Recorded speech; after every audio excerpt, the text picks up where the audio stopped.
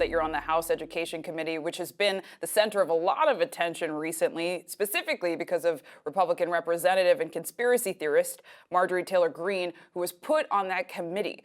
You've sponsored a resolution to strip her of that. Why must she be removed? Dig into that for us. The letter that I led now has 130 co-sponsors. Representative Greene forfeited her right to engage in good faith policy discussion on this committee.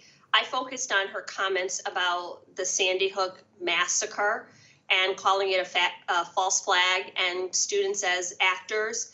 This happened in my community. Educators every day are standing in front of kids trying to assure them that schools are safe spaces. And this committee is tasked with trauma-informed practices, with school climate and physical environments.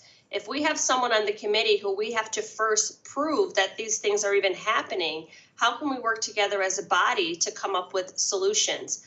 Representative, while I respect the fact that the people in Georgia sent her to Congress, this is not the appropriate committee for her. And I don't understand how Leader McCarthy could have selected her to be the Republican representative or one of the Republican representatives on this committee that is tasked with school safety.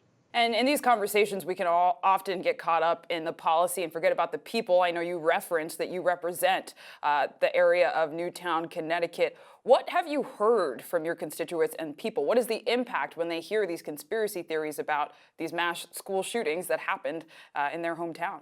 They're re-traumatized over and over and over again. I spoke to parents in the last couple days, and I was reminded of the fact that this community, we had folks like Alex Jones and conspiracy theorists who really kept coming at them and berating them. And really, when we have parents now inviting Representative Taylor Greene to their child's gravesite to prove that should not be happening. That should not be happening. This community has been traumatized over and over and over again. But I also represent educators. And like I said, there are so many teachers who are doing lockdown drills, who are standing in front of kids, trying to keep their composure and assuring them that the adults have your safety at heart. They're trying to do everything they can to make sure that school is a safe place for you. All of those people feel utterly betrayed by this committee assignment. The work on Capitol Hill has been front and center, especially after the month of January where we saw the Capitol riot on January 6th. And I want to talk about that with you, right? You were with your 12-year-old son. You went live on social media to say that you were safe, but you did get choked up in the video. What was running through your mind? My son was scared, and I didn't have answers for him. And I realized that I had never really thought about my safety on this campus in a real way. I had never considered that this might be a place that wasn't safe.